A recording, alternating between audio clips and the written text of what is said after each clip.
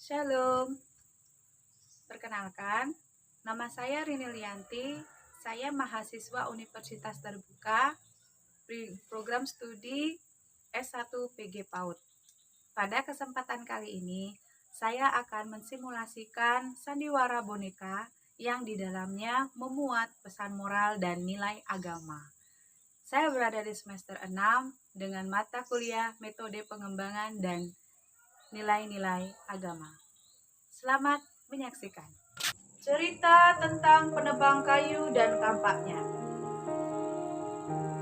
Dahulu kala, hiduplah seorang penebang kayu di sebuah desa yang kecil. Dan dia adalah seorang yang tulus, sederhana, jujur, suka bersyukur. Sehari-hari, ia berangkat ke hutan terdekat untuk menebang pohon. Dia membawa kayu dari hutan kembali akan menjualnya. Ia sering menjual sehingga mendapatkan uang. Sebenarnya uang hasil penjualan kayunya tidak seberapa, tetapi dia selalu merasa cukup dan selalu bersyukur. Dia merasa puas dengan kehidupannya yang sederhana. Hari ini aku mendapatkan kayu yang lumayan berlimpah.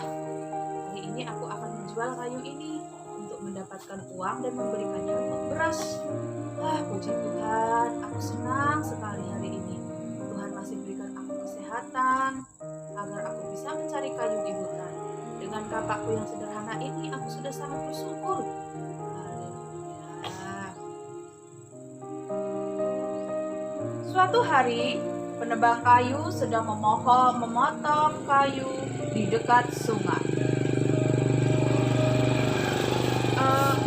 Sepertinya di dekat sungai sana ada potongan batang yang sangat bagus, yang kering, yang aku bisa mengambilnya.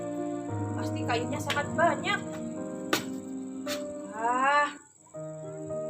Mana ya sungai itu? Aku akan mencari sungai itu.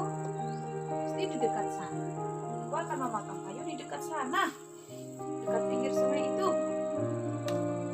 Bagus di pinggir sungai, sehingga ia akan pergi ke sana.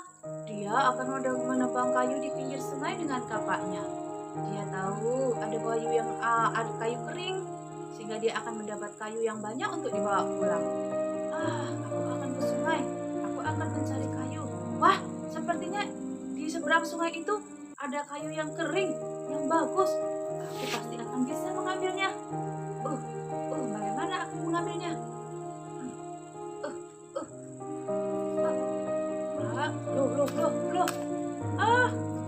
Kapakku jatuh. Kapakku jatuh ke sungai.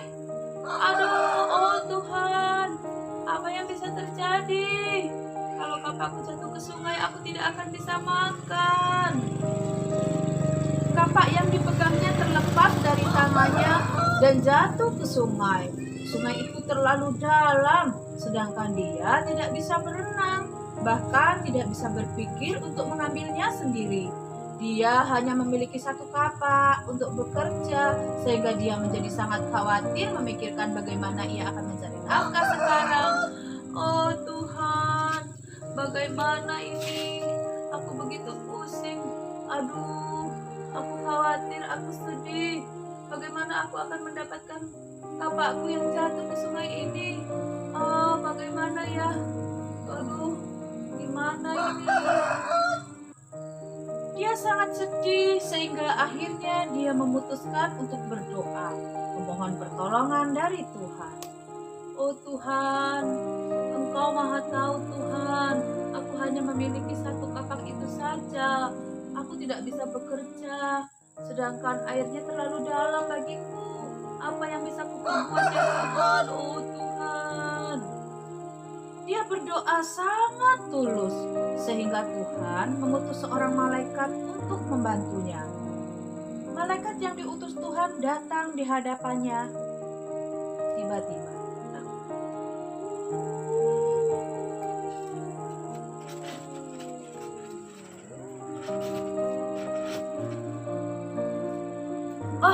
siapa itu? Hai, Saudaraku, aku malaikat yang diutus Tuhan bagimu. Apa yang terjadi kepadamu sehingga engkau bersedih? Kapakku jatuh, ya malaikat. Tadi ada kapakku cuma satu jatuh ke sungai itu dan aku bingung untuk mengambilnya. Bagaimana ya? Apakah mungkin aku bisa membantumu? Apakah ini kapakmu? Oh, kapak itu terlihat sangat bagus dan berwarna putih mengkilat. Ternyata itu adalah kapak yang terbuat dari perak. Oh, tidak. Itu bukan kapakku. Aku tidak memiliki kapak sebagus itu. Benarkah? Ini kapak perak loh. Harganya cukup mahal. Tidak, aku tidak memilikinya. Itu bukan milikku. Lalu malaikat meletakkan kapak itu dan memasukkan tangannya lagi untuk mencari kapak yang lain. Dan setelah itu, malaikat pun membawa keluar sebuah kapak yang cukup besar. Kapak ini terbuat dari emas. Lalu ia berkata, "Hai saudara, inikah kapakmu?" "Oh, sepertinya bukan. Itu terlalu bagus." "Lihatlah sekali lagi. Ini terbuat dari emas." Lalu sang penebang kayu pun berpikir, "Wah, kalau kapak ini dari emas aku bisa menjualnya dan akan kubelikan tanah, juga binatang ternak." Tapi tidak malaikat, itu bukan punyaku. Coba kamu ingat-ingat lagi, ini punya kamu atau bukan? Bukan malaikat, itu bukan punyaku. Sungguh itu bukan punyaku. Oh, kalau begitu aku akan coba memasukkan tanganku lagi. Lalu malaikat pun mencoba mengambil kapak yang lain. Kali ini malaikat membawa sebuah kapak yang sudah usang dan tua. Kapak yang terbuat dari besi. "Apakah ini kapakmu?" "Wah, benar sekali. Itu adalah kapakku. Walaupun kapak itu sudah tua, tetapi itu sangat berharga bagiku. Dari sanalah aku mencari nafkah." Lalu tukang kayu itu pun menerima kapak yang diambil oleh malaikat. Malaikat pun bertanya, "Bukankah kapak itu begitu indah dan berharga?" "Memang," kata tukang kayu, "memang benar kapak-kapak itu begitu indah dan berharga. Tapi itu bukan milikku. Aku tak akan bisa menebang kayu dengan kapak seindah itu." Tuhan melihat kejujuran hatimu.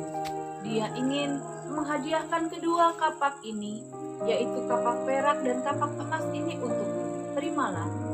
"Tidak usah. Tidak perlu. Memang kapak ini tidak membuatku kaya, tapi dari kapak ini aku dapat bertahan hidup sampai saat ini. Bagiku itu sudah lebih dari cukup. Aku lebih senang hidup sederhana apa adanya. Kalau boleh di dekat desaku ada tempat banyak orang-orang yang tidak mampu. Kapak itu bisa engkau berikan kepada mereka yang membutuhkan. Aku cukup bersyukur dengan hidupku yang sederhana ini." Setelah melihat ketulusan hati sang tukang kapak, Tuhan pun memerintahkan malaikat untuk memberikan kepada tukang kayu sebuah kantong berisi beras. "Karena kau tidak mau kuberi kapak ini, maka Tuhan ingin kau menerima kantong ini. Kantong ini adalah kantong berisi beras. Terimalah. Dari kantong ini engkau tidak akan pernah kelaparan. Sepanjang musim engkau akan tetap terjaga karena dia tidak akan kehabisan." "Wah, terima kasih. Aku akan senang sekali menerima pemberian dari Tuhan." Lalu sang tukang kayu menerima sekantong beras itu dan pulang. Ia pulang dengan hati yang sangat senang.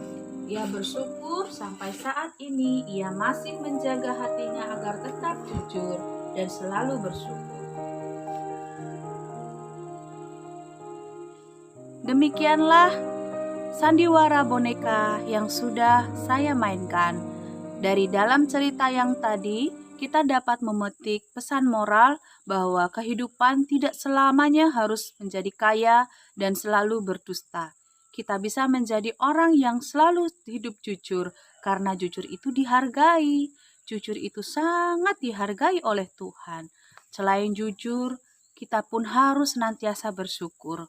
Tidak perlu berlebihan, bahkan kita bisa membantu orang yang lain. Terima kasih.